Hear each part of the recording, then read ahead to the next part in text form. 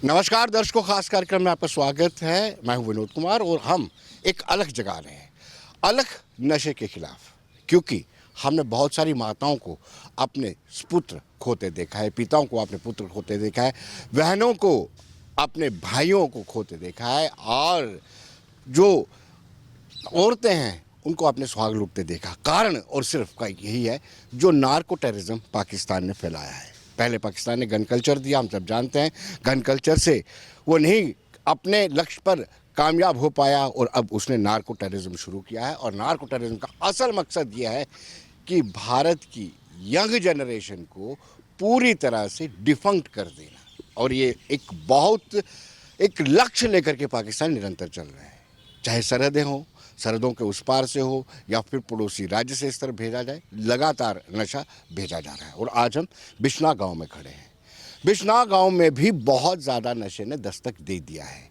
और अगर हम उन लोगों की बात करें जिन्होंने जानें गंवाई हैं और उनके परिवार में क्या मातम छाया हुआ है और उनके परिवार क्या कहते हैं, ये भी आपको बताता चलूं। 16 जून 2024, हम सब जानते हैं ये अगस्त चल रहा है, उससे पहले जुलाई था और उससे पहले जून था। इस परिवार पर कहर बरपा। इस कहर को हम शब्दों में बयान नहीं कर सकते। कहर कैसे बरपा?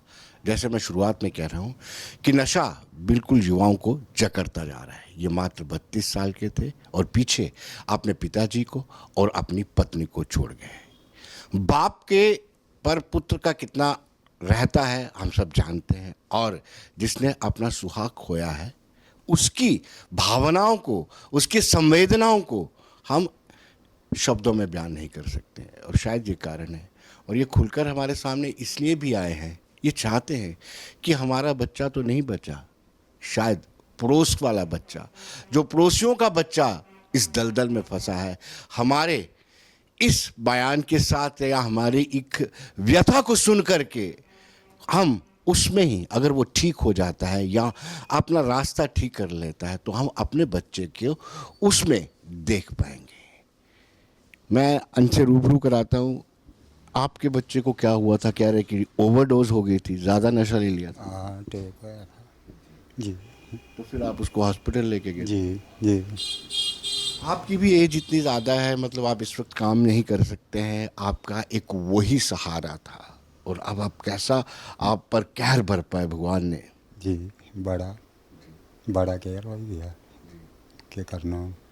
नहीं मेरे कम नहीं आगे नहीं पीछे, क्या करना? परेशान।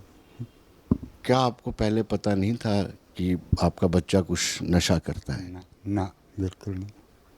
नहीं। चलिए, आप उनकी वाइफ हैं, आपको पता था कुछ? नहीं, नहीं मुझे कुछ नहीं पता था। तो अब घर का सिलसिला कैसे चल रहा है? फिलहाल तो मेरे घर वाले, मेरे मायके वाले सारा कुछ कर रहे हैं, थोड़ी जो भी मदद कर रहे हैं वो। आगे देखते हैं अब क्या करना है। लेकिन अब सवाल यह है कि आप बाकी लोग जो नशा करते हैं उनको कोई संदेश देना चाहेंगे? क्योंकि आपका संदेश, आपके जो शब्द हैं वो बड़े मायने रखते हैं, क्योंकि आपका दर्द हम ऐसे बयान नहीं कर सकते। आपके आंसुओं की जो कीमत है हम ऐसे नहीं दे सकते।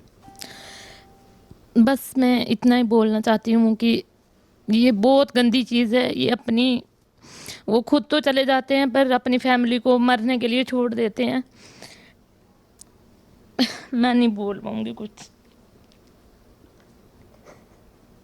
दर्शकों, ये आंसू जिनको हम बार बार, मैं कहता हूँ कि शब्दों में हम बयान नहीं कर सकते हैं, जो लोग इस चीज़ को देख रहे हैं, जो यूथ इस चीज़ को देख रहा है, जो माँ बाप इस चीज़ को देख रहे हैं, माशरे के मोअज़्ज़िज़ शहरी जो इस चीज़ को देख रहे हैं कि किस तरीके से नशे ने गिरफ्त में ले लिया है, युवाओं को गिरफ्त में ले लिया है। ये 32 साल का लड़का है, ये उनकी वाइफ को आपने देखा जिसका सुहाग लुट चुका है, तो उसको शाखना चाहिए। नहीं, बस कुछ नहीं नहीं। तो मतलब किसने अब उन लोग के ही जिंदे बच्चे नशे करते हैं या जड़े बच्चे नशा करन जा रहे हैं, नहीं कुछ आके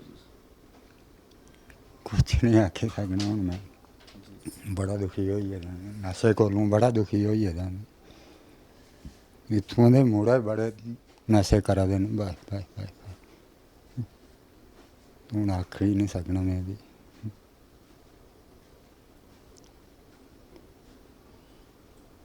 दर्शकों, बाप के आंसू और पत्नी के आंसू इस बात की तस्दीक करते हैं कि इस घर पे कहर बरपा है, और कितना कहर बरपा है उसका मैग्नीट्यूड या उसकी हम कल्पना नहीं कर सकते हैं। और बार बार मैं कहता हूँ कि इनके दुख को हम शब्दों में बयान नहीं कर सकते हैं। ये ज़िंदगी भर इस पीड़ा को झेलते रहेंगे, और आज जो इन्होंने संदेश दिया है उस संदेश को मैं आपके तक पहुंचाना चाहता हूं। इनका ये कहना है कि नशा करने वाला तो चले जाता है, लेकिन उसके पीछे उसके परिवार का क्या होता है ये उसका परिवार ही जानता है। तो लिहाजा जो लोग नशा करते हैं एटलीस्ट वो अपनी माँ की तरफ देखे, अपनी बाप की तरफ देखे, बहन भाई की तरफ देखे जो शादीशुदा है, अपनी पत्नी की तरफ देखे और नशा छोड़ दे और एक अच्छी दिशा की तरफ चले और अपने जो पोटेंशियल है उसको राष्ट्र निर्माण की तरफ लगाएं। तो आपने देखा इनके पास शब्द भी नहीं है कि किन शब्दों में ये अपनी व्यथा आप तक पहुंचाएं। आपसे जानना चाहूँगा कि आप अपना नाम बताएंगे, फिर आपसे मैं जानना चाहूँगा कि क्या किस तरीके से नशा इस वक्त हावी होता जा रहा है और कितना डर लगता है। मुझे तो लगता है कि सबसे बड़ा चैलेंज यही है। धन्यवाद विनोद जी। मेरा नाम सुशील कुमार है और मैं भाजपा महामंत्री हूँ बिश्नाह से और सोशल एक्टिविस्ट भी हूँ। नशा अगर हम देखें तो पिछले 2-3 साल में नशा इतने हाई लेवल पे चला गया है कि मैं कहूँ कि पिछले दिनों हमारे जो बिश्नाह में ही 7-8 मौतें भी हुई उसी नशे की वजह से। 7-8 ऐसी मौतें हुई जिनका एक ही बेटा था और वो नशे की भेंट चढ़ गया, और ऐसे हुए बिश्नाह में। और 3-4 साल में ही बिश्नाह में तो हो सकता है पुलिस ने थोड़ा करके कंट्रोल कर रहा हो, पुलिस कंट्रोल कर रही है, लेकिन जो हमारा जो एक नया रिंग रोड आया ना, रिंग रोड भी एक हमें बहुत अच्छी सौगात मिली है। इसने नशे को ऐसा करा है कि जैसे साथ में लेके आ रहा है। ये आगे पीछे से भी ट्रांसपोर्टेशन बड़ी हो रही है। मतलब अगर हम देखें अपना कानाचक सेक्टर है, हमारा सांबा सेक्टर है, ये इस रिंग रोड से भी हमारे बिश्नाह को बड़ा बढ़ावा मिला है नशे में। तो लेकिन आप इस चैलेंज को किस तरीके से देखते हैं, क्योंकि ये बहुत बड़ा चैलेंज है। हम ये देखते हैं कि पड़ोसी के घर में बच्चा नशा कर रहा है और हम खुद को सुकून महसूस कर लेते कि हमारा नहीं बच्चा कर रहा है, लेकिन वो तपिश आपके घर तक भी पहुंचती है। सर इसको तो चैलेंज तो बहुत बड़ा है, क्योंकि इसको स्ट्रिक्टली एक मॉनिटर करना पड़ता है। और 90% सर जो फैमिली वाले होते हैं उनको पता नहीं चलता कि हमारा बच्चा किस राह पे चल रहा है। उनको जब तक पता चलता है तब तक तो बेटा उनका 90% चला गया होता है उस राह पे, और 10 ही बचे होते हैं, तो वो 10 में वो बेचारे कुछ कर नहीं पाते। और हमारा जो एरिया है बिश्नाह, अगर मैं एरिया की बात करूं, इस एरिया में कोई भी ऐसा देखो हर जगह नशा मुक्ति केंद्र होते हैं। हमारे बिश्नाह में अगर देखो यहाँ पे ऐसा कोई भी नहीं है। हम चाहते हैं कि इस एरिया में भी एक ऐसा नशा मुक्ति केंद्र हो जहाँ ऐसे बच्चे हैं उनको सुधारने के लिए, उनको वापस अपनी ज़िंदगी में लाने के लिए कोई ना कोई ऐसा एडमिनिस्ट्रेशन की तरफ से कोई सपोर्ट मिले, ताकि वो वापस अपनी ज़िंदगी में वापस आ सकें। उनको 2-4-3-4 महीने में उनको वापस कैसे भी करके उनको अपनी लाइफ में वो दोबारा जी सकें अच्छी तरह। चलो मैं युवाओं से जानना चाहता हूँ, आप मेरे 2 यूथ हैं, इस साइड भी यूथ हैं, आपसे जानना चाहता हूँ कि आप इसको कैसे चैलेंज मानते हो इसको, कि वाकई में ये सबसे बड़ा चैलेंज है? हम मानते हैं ये सबसे बड़ा चैलेंज है हमारे बिश्नाह में। जैसे इन्होंने कहा कि 2-3 सालों में बहुत मौतें हुई हैं, हम कह रहे हैं कि तब पुलिस वालों ने भी इतना वो स्ट्रिक्ट नहीं थे। जैसे जैसे टाइम बढ़ रहा है वैसे वैसे स्ट्रिक्ट हो रही है। हम चाहते हैं कि पहले स्ट्रिक्ट होनी चाहिए, फिर जो यूथ है वो कंट्रोल में रहेगी। और पेरेंट्स को सबसे पहले पेरेंट्स अपने बच्चों के अच्छे फ्रेंड होने चाहिए, कि जो बच्चे हैं वो अपने माता पिता के हर बात शेयर करे। लेकिन आप भी तो हैं, आप अपने जो एनर्जी है वो अच्छे तरीके से नेशनल बिल्डिंग में चैनलाइज कर रहे हैं, लेकिन कुछ आपके दोस्त ऐसे भी होते होंगे जो नशा करते होंगे, उनको आप कैसे रोकेंगे? हम तो उनको बस समझा सकते हैं, आगे तो वो उनकी मर्जी है कि वो कहाँ पे जाएंगे। आगे फिर हम क्या ही कहेंगे, फिर आगे उनकी अपनी माइंड सेट है वो अलग। आप कौन सी क्लास में पढ़ते हैं? 12th। 12th में किस स्कूल में पढ़ते हैं? केवी। हाँ, केंद्रीय विद्यालय। हाँ जी। यस, क्या वहाँ पर भी कुछ इस तरह के केसेस आते हैं? कुछ यूथ हैं जो इंडल्जेंस में? हाँ जी, मोस्टली यूथ जो है वो ड्रग्स वगैरह में इन्वॉल्व है। स्कूल में भी कभी कभी कुछ इन्वॉल्व हो जाते हैं इन सब चीज़ों में। आई थिंक बिल्कुल भी सही चीज़ नहीं है ये। हमें ज़्यादा से ज़्यादा स्पोर्ट्स और आई थिंक जिम वगैरह में इन्वॉल्व होना चाहिए, जो कि फ़िज़िकल और मेंटल हेल्थ दोनों पे अच्छा इफेक्ट डालता है। ड्रग्स वगैरह बिल्कुल बहुत ज़्यादा ख़राब चीज़ है। आई थिंक हमें दूर रहना चाहिए इन सब चीज़ों से। दूर कैसे रहा जा सकता है? जैसे आपने कहा कि स्पोर्ट्स की एक्टिविटीज़ में अपने आप को इन्वॉल्व करो, you should have to involve yourself in sports.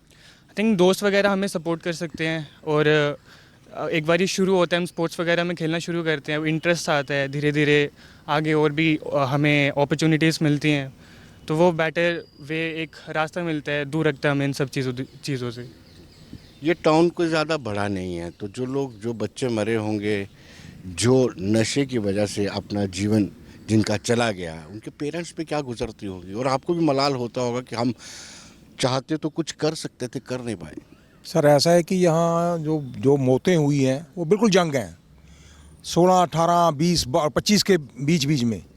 और उनके माँ बाप पे जो अकेले अकेले बेटे हैं वो, और माँ बाप ना आगे के रहे ना पीछे के रहे, वो सारी उम्र उनको रोते रहेंगे बेचारे। तो अब ऐसा है कि यहाँ तो एक कोई नशा मुक्त केंद्र होना चाहिए, जो बच्चों का सुधार हो सके। कोई थोड़ा जो गलत सोसाइटी में चले गए हैं उनको थोड़ा सुधार होना चाहिए।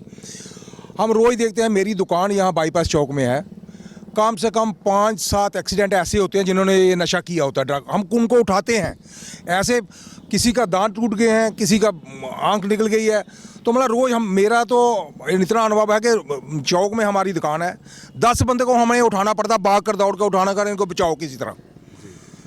तो इससे नशे की सप्लाई करने वालों को क्यों नहीं पकड़ा जाता है? जो मेन पकड़ना तो नशे की सप्लाई करने वालों को चाहिए, जो जड़ है उसको ख़त्म करना चाहिए।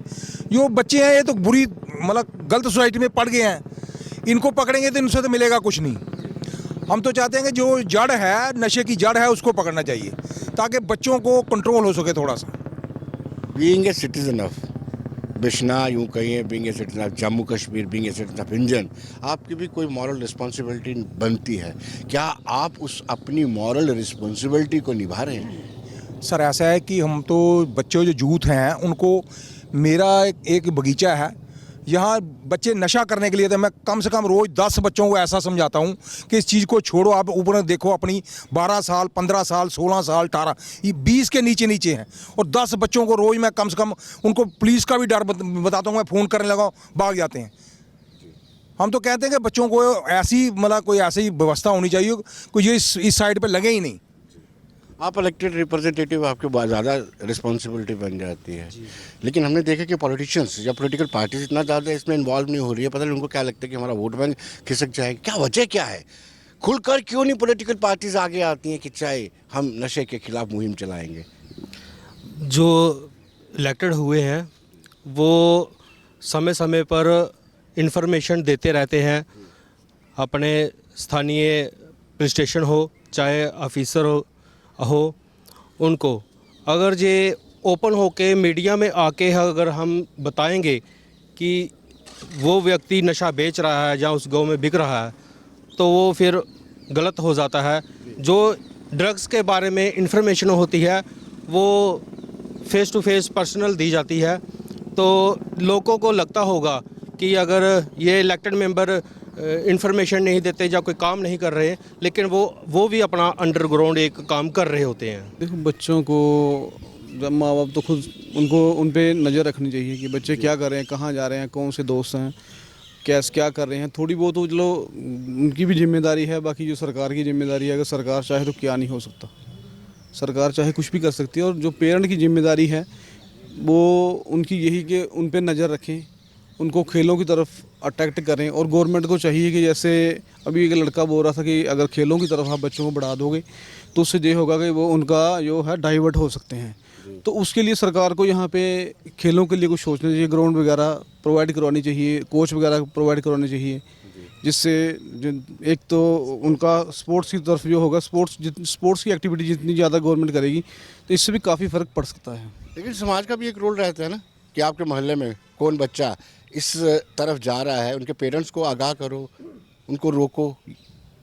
ये आपका अपना रोल भूल जाते हैं। आप सारा कहते हैं कि पेरेंट्स को पता होना चाहिए, पेरेंट्स को समझाना चाहिए, पेरेंट्स को चाहिए स्पोर्ट्स की तरफ, लेकिन आपका रोल भी रहता है। बिल्कुल ऐसा नहीं है कि समाज में लोग अगर हो समझाते हैं, जहाँ जहाँ पता चलता है लोग जाते हैं, बताते हैं उनको कि आपका बच्चा ऐसे है, जब बच्चे को उसमें समझाते हैं। अब कई लोग तो पर्सनली ले जाते हैं कि मेरे बच्चे को बदनाम कर रहे हैं, लेकिन जहाँ तक सोसाइटी की कोशिश यही रहती है कि किसी का बच्चा नशे पे ना लगे और उसको उनके पेरेंट्स को बताया जाए और उनको भी थोड़ा समझाया जाए। ऐसा तो हर एक सोसाइटी नशे के परिप्रेक्ष्य में बिश्ना की क्या हालत है? पहले तो सारे व्यूअर्स को राम राम। तो धन्यवाद करूंगा आपका कि यहाँ पे आए बिश्नाह में। और सबसे पहले आपको बता दूं कि मैं एक एनजीओ सेमी एनजीओ है टीम साढ़ा जोग, हम वो चलाते हैं। उसकी गठित 2011-12 में हुई थी और स्पेशली जो गठित हुई थी वो नशे के प्रति हुई थी। उनका पहला स्लोगन था वो यही था, से नो टू ड्रग्स। तो कहाँ हमारे सारे टीम मेंबर्स भी यहाँ पे आए हुए हैं। तो हमारा यही काम था कि लोगों को नशे से दूर किया जाए। तो जब कभी भी किसी भी को ज़रूरत होती है, क्या वो पुलिस स्टेशन बिश्नाह हो जाए, कोई भी एडमिनिस्ट्रेशन हो जाए, वो टीम साढ़ा चौक आगे होके काम करती है जी। हाँ, तो बाकी बात रही जैसे आपने कहा बात नशे के लिए, तो आजकल जो भी वो नशाखोर हैं जो पीछे से ये चलाते हैं, वो स्पेशली टारगेट कर रहे हैं जो अच्छे बच्चे होते हैं, जो अच्छे घरों के लोग होते हैं, उनके बच्चों को टारगेट कर रहे हैं कि यही हमारा नशा आगे खुद भी नशा करेंगे और हमें भी नशे की ओर लेके जाएंगे। क्योंकि अगर वो पेड वो करते हैं, पैसे पे आपने सेमी एनजीओ आपने अभी तक कितने लोगों को बचाया और कितने आप दावे से कह सकते हैं कि कितने परिवारों के बच्चों को आपने इस नशे की दलदल से बाहर निकाला? सवाल ये है। हाँ, सवाल आपके सवाल का भी जवाब मैं ज़रूर दूंगा। मैक्सिमम जो भी मेरा वार्ड है 9, 10, 11, 12, उसमें किसी को भी ज़रूरत होती है, ख़ास करके ये नशे के प्रति, अगर किसी को भी एडिक्शन सेंटर लेना है, कोई भी प्रॉब्लम है, तो टीम 42 मेंबर्स हैं, वो किसी से भी कांटेक्ट करती है और शाने बशाने उसके साथ चलती है जी। हाँ, तो मैंने सवाल ये पूछा था कि आपने अभी तक कितने लोगों को? 10 प्लस लोगों को। तो 1-2 और भी है हमारी जो नज़र में है, जो वार्ड में है, तो उनको भी, उनके फैमिली से हमने कनेक्ट किया है। कुछ ऐसे बच्चे जो आपके संपर्क में थे लेकिन वो जी नहीं पाए। बड़े सारे मेरे एक बड़े अच्छे मित्र भी थे, तो वो मेरे साथ ही चलते थे, मेरे बैचमेट थे, वो नहीं रहे हैं अभी। तो बड़ी तकलीफ़ होती है एक घर का जब बच्चा चले जाए, तो बड़ी दिन होता है वो।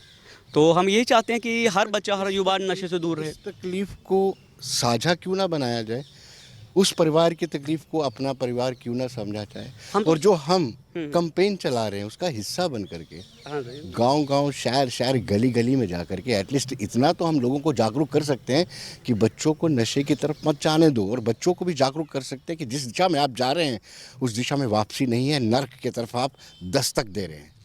नहीं, आपको बता रहा हूँ, मेरी अगर एक कोई पोस्ट भी डलेगी तो उसके नीचे सबसे पहले जो लाइन होगी से नो टू ड्रग्स होगी। तो हम पूरी कोशिश कर रहे हैं अपनी कि बच्चों को, युवाओं को नशे से दूर लेके जाए और एक आम जिंदगी के लिए, चाहे किसी के पास कोई काम ना हो, हम वो भी सोचते हैं उसको काम पे लगाया जाए। पहले एडिक्शन सेंटर लिया जाए, फिर उसके बाद उसको काम पे लगाया जाए। हाँ जी। हम ट्रैफिक वीक्स मनाते हैं, मैं आपसे पूछना चाहता हूँ, जैसे उन्होंने कहा कि मैं कोई भी पोस्ट डालता हूँ उसके नीचे आया तो से नो टू ड्रग्स, खाली इतना ही काफ़ी नहीं है, हमें इससे आगे पेशरफ्ती करने की ज़रूरत है। बिल्कुल, ज़्यादा नहीं तो पिछले 20-25 साल से हम सोशल एक्टिविस्ट का काम कर रहे हैं, और अभी तो पूर्व सरपंच भी हूँ यहाँ, भाजपा के महामंत्री हूँ, सुरजीत सिंह मेरा नाम है। तो काफ़ी बार जो ड्रग एडिक्टेड हैं उनको पकड़ के हमने पुलिस स्टेशन में लिया। बहुत सी मसाइलें हैं मेरे पास। कम से कम मैं जब कैप्सूल टिक्कियाँ चलती थी उस वक्त मैंने 1500, 2,000 कैप्सूल पकड़ के, और जो पुलिस वाले इन्वॉल्व है उनको भी पकड़ के मैंने पुलिस स्टेशन में जमा करवाया।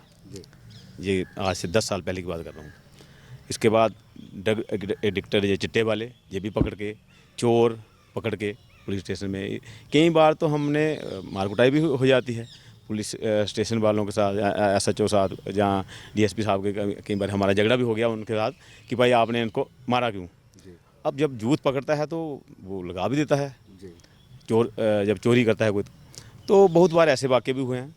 अपनी तरफ से पूरी कोशिश कर रहे हैं, फिर भी हम एक समाज का हिस्सा हैं, त्रुटियां रहती होंगी, अपनी तरफ से फिर भी कोशिश कर रहे हैं। लेकिन आपके माध्यम से यही कहता हूँ कि जब तक एडमिनिस्ट्रेशन पूरा अपने 100% नहीं ना देगी, समाज नहीं सुधर सकता, क्योंकि हम कानून का पालन करने वाले हैं। कानून बनाने वाले जब तक इसको सख्त नहीं ना करेंगे, क्योंकि इस पर स्पेशल कानून बनेगा। जब तक स्पेशल कानून नहीं बनेगा, जो चिट्टा एडिक्टेड है या बेचने वाला है, 3-4 पर्चे के बाद उसको उस पर सख्ती से लाओ। जहाँ तो उसको PSA लगे, जहाँ 4-5, मैं तो कहता हूँ 4-5 पर्चे के बाद उसको शूट आउट का आर्डर निकलना चाहिए।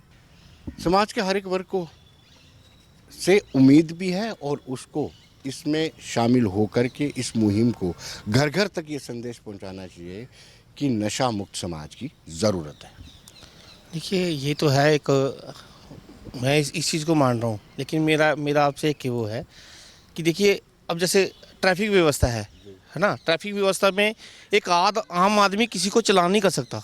हम अगर किसी को बोलेंगे ना कि आप रॉन्ग ड्राइविंग करें, चलान करेंगे, तो वो हमें नहीं एंटरटेन करेगा, ना ही हमारी बात सुनेगा।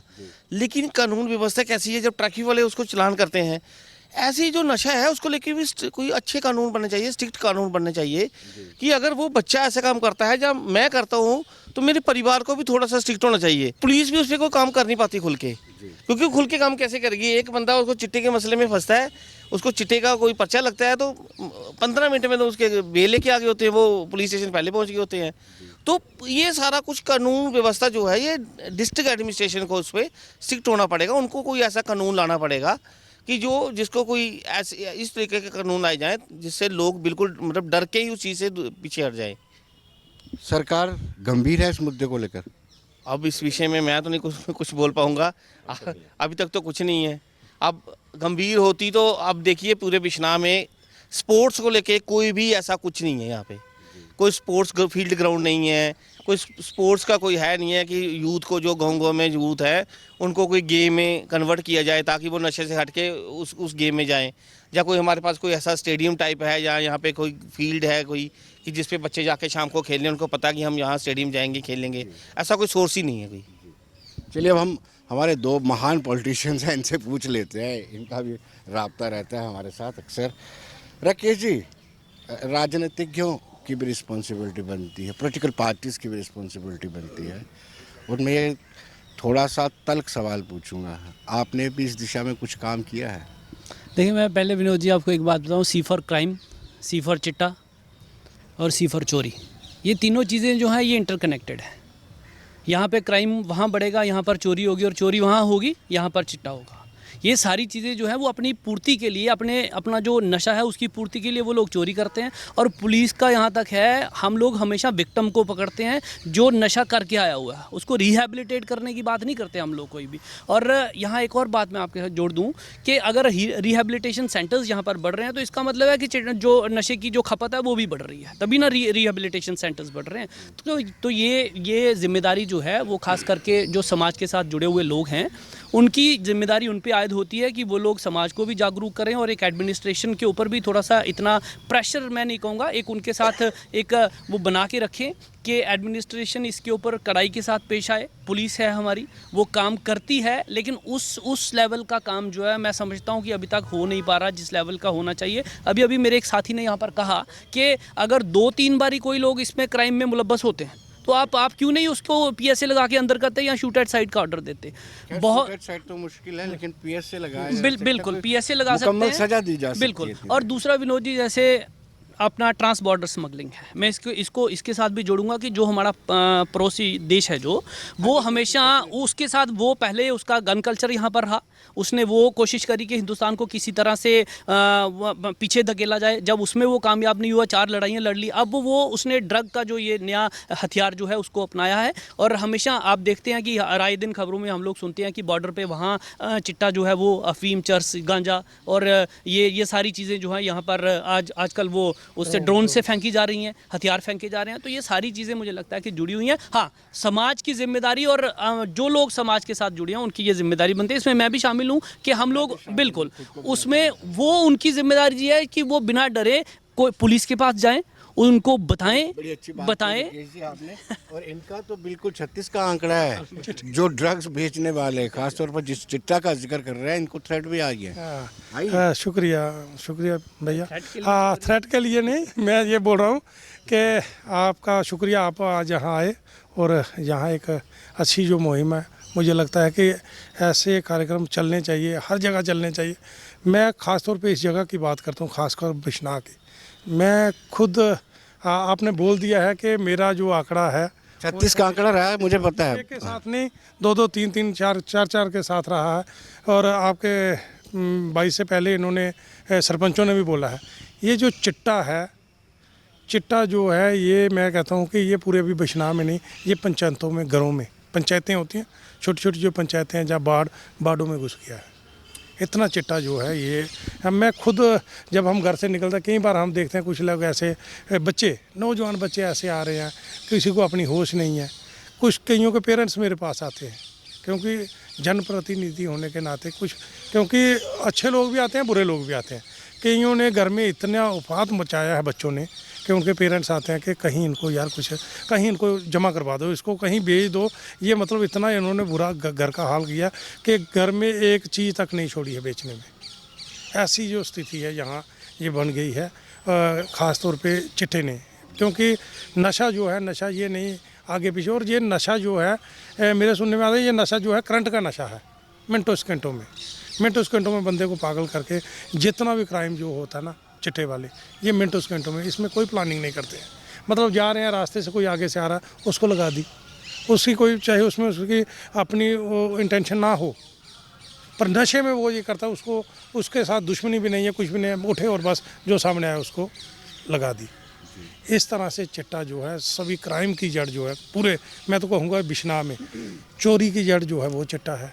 जो क्राइम, लड़ाई झगड़ा जितना भी हो रहा है, आज आप देखो वो जो घरों में लड़ाइयाँ पहले होती थी ना, वो कम हो गई हैं।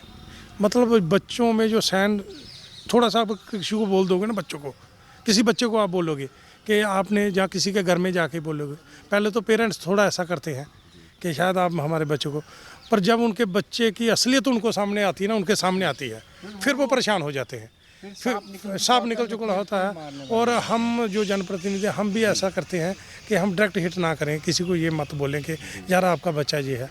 मैं पुलिस के साथ भी इन चीज़ों पे, मेरे सरपंच भाइयों के साथ, राकेश जी भी 3-4 बार मीटिंगों में गए हैं, हमने इस पर मीटिंग, और पूरी शक्ति से, मैं अभी की बात नहीं कर रहा, इससे 3-4 साल पहले, जिस वक्त जहाँ आपको पता है SHO यहाँ थे, जिनको लहू ने, जिन पे शायद कुल ताहिर उन पे अटैक हुआ था, उसके बाद तो हमने, जैसे ये है कि हम भी पागल हो गए थे, हमें जो दिखता था ना, जो दिखता था हम रोक लेते थे उसको। उसमें हम, मेरे सरपंच भाई भी थे, हमने ढूंढा भी, पकड़ा भी।